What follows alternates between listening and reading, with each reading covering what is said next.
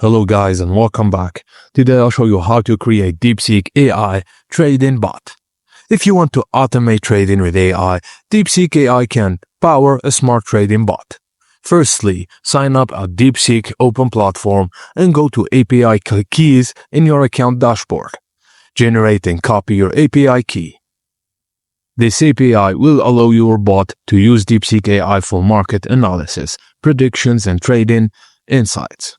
Now, make sure you have Python installed, then install these. Pip install requests pandas, numpy, cct, deepseek. You'll find the code here.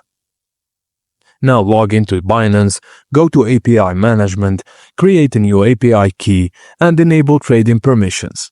Copy API key and secret and store them securely. To set up Binance API in your bot, just copy and paste this code.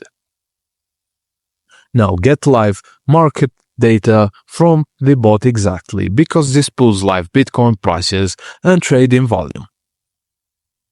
Now all you have to do is use DeepSeek AI to predict trends and implement a simple trading strategy for it, automate the bot, and then wait for the outcome. And that's it, guys. Thank you for watching, and please don't forget to like and subscribe for more.